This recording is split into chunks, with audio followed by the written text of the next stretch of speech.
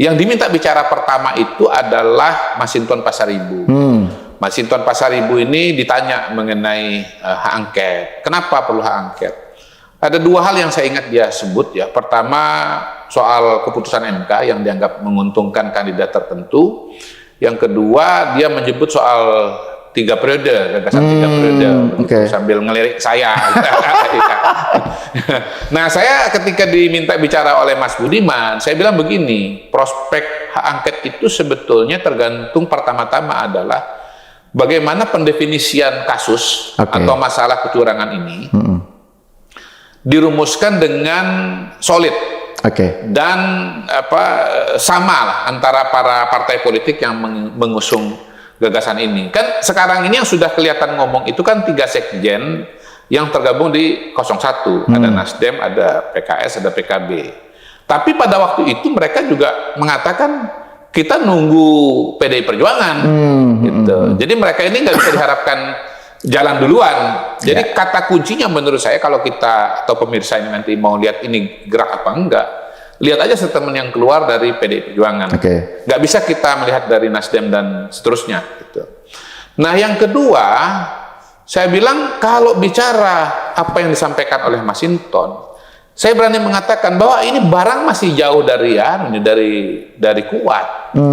Karena apa? Masinton ini kan salah satu ya bulldozernya let's say PDI Perjuangan gitu, yang paling galak, paling kenceng.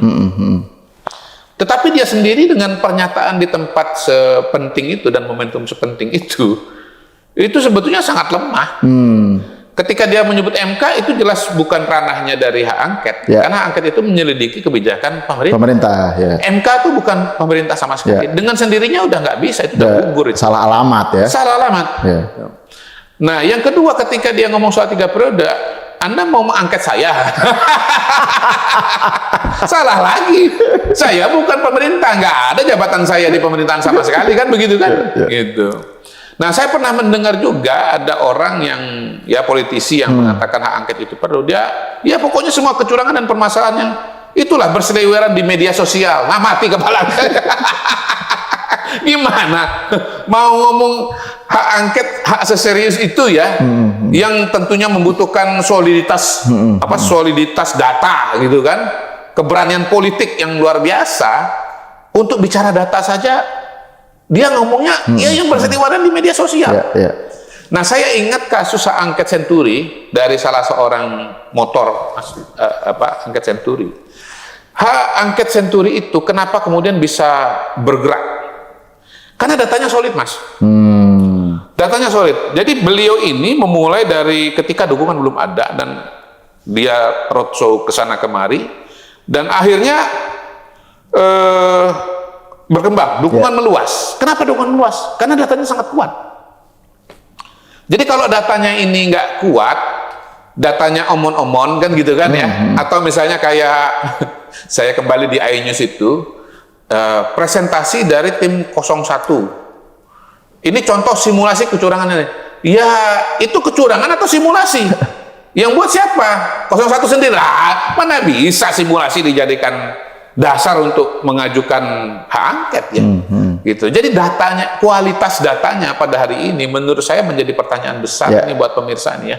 Kualitas datanya ini menjadi pertanyaan besar. Jadi kita di awal diskusi aja sudah lemah banget nih soal angket ini. Mereka belum bisa mendefinisikan masalah dengan baik. Orang yang harusnya paling mampu mengartikulasikan masalah itu ternyata begitu lemah argumentasinya. MK bukan target angket, Kodari bukan target angket. Habis itu kemudian ngomong mengenai data itu yang ada di media sosial. Itu kalau kita bicara data ya. Belum kita bicara soal target, Mas. Sebentar. Kalau soal pendefinisian masalah aja nggak jelas. Padahal kalau dalam orang nulis skripsi aja kan diawali dengan perumusan masalah. Iya kan? Perumusan masalah itu harus jelas nih. Oke, kembali lagi di channel MD 2045. Salam inspirasi, salam NKRI, harga mati. Jadi, teman-teman mungkin sudah mendengarkan sedikit edukasi atau penyampaian dari saudara-saudara kita membahas soal pemilu dalam kontestasi Pilpres di tahun 2024 ini. Tentunya ini sangat menarik dan sangat bermanfaat agar kita mengetahui situasi dan dinamika-dinamika politik dalam pemilu. Adanya terdapat kecurangan sehingga melakukan hak angket untuk menuntaskan kecurangan dalam pemilu di tahun 2024 ini. Memang situasi politik saat ini memang sangat memanas sekali karena adanya pro dan kontra terhadap pemilu. Bahkan Presiden Republik Indonesia yaitu Pak Jokowi sudah melakukan cawe-cawe atau tindakan-tindakan yang memihak terhadap Prabowo Subianto dalam Pilpres di tahun 2024 ini.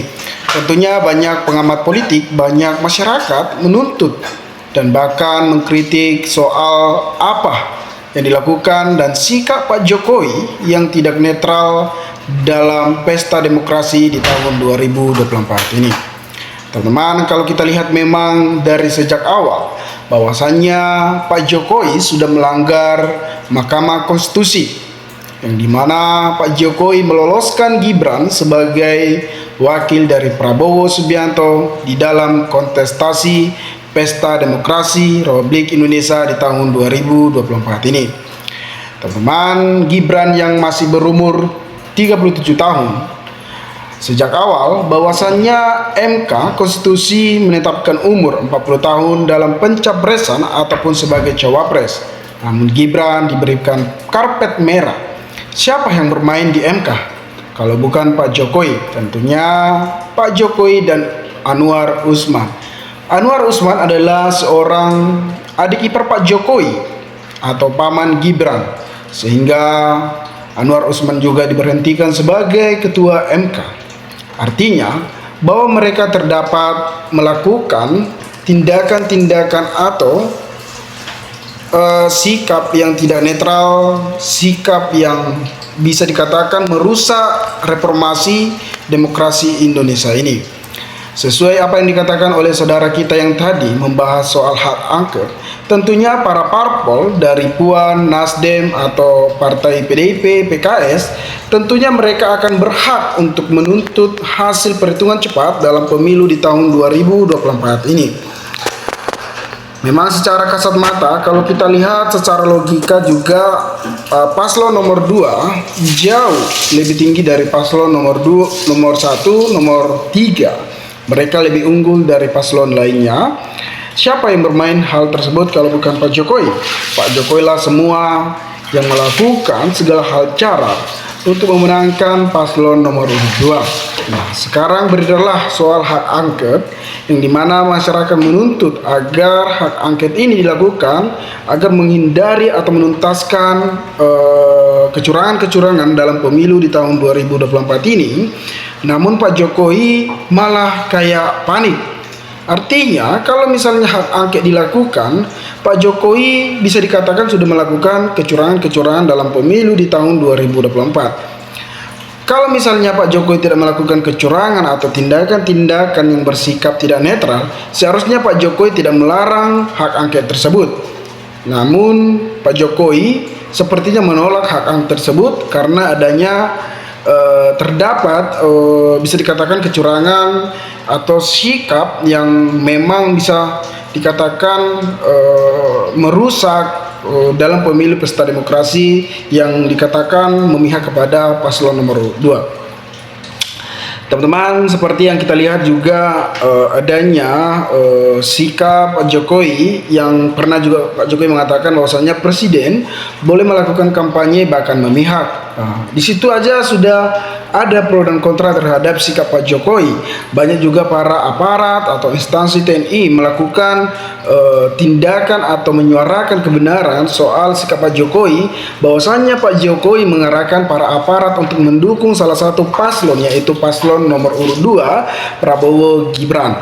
Ya, menurut saya sah-sah saja sih kalau misalnya Pak Jokowi bisa melepaskan jabatannya sebagai presiden, tidak menggunakan jabatannya sebagai presiden dalam kontestasi Pilpres di tahun 2024. Tetapi mau gimana lagi, karena dia adalah seorang presiden, karena masa jabatannya belum berakhir. Nah, kita tunggu saja nanti masa jabatannya berakhir, maka bisa dikatakan kita lihat potensi dari Prabowo Gibran dalam memimpin NKRI ini ketika memang benar-benar mereka menang dalam kontestasi Pilpres di tahun 2024 ini. Karena KPU juga belum mengumumkan siapa pemenangnya dalam kontestasi Pilpres tahun 2024 ini, karena ketika kita melihat perhitungan cepat itu belum sah kalau bukan dari KPU. Jadi kita tunggu saja kabar dari KPU siapa yang akan menggantikan Pak Jokowi dan melanjutkan IKN atau program-program yang belum terlaksanakan oleh Pak Jokowi.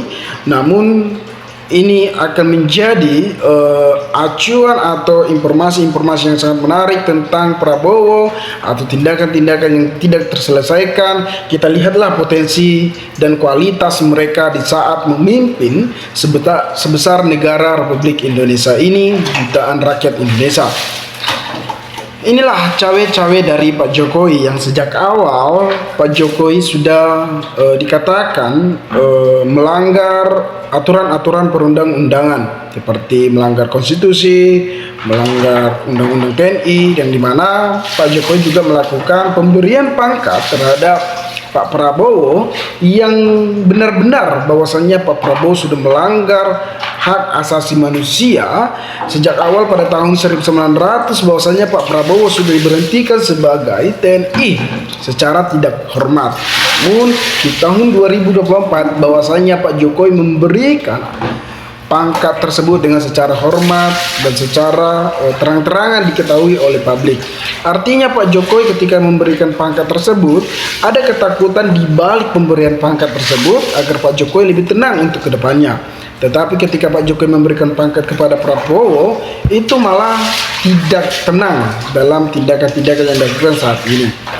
Teman-teman, memang apa yang dikatakan saudara kita di awal video tadi memang sangat menunjukkan informasi-informasi yang sangat menarik agar kita mengetahui situasi saat ini, seperti pembahasan saudara mengenai hak angket, dan saudara tersebut juga membahas soal Puan dan dari Nasdem, dari partai PKS. Ini menjadi salah satu acuan agar kita mengetahui situasi dinamika saat ini. Nah teman-teman, dimanapun Anda berada, maka berikanlah tanggapan teman-teman di kolom komentar agar kita bisa saling tukar pikiran satu antara lain. Salam inspirasi, salam NKRI, MD 2045 melaporkan.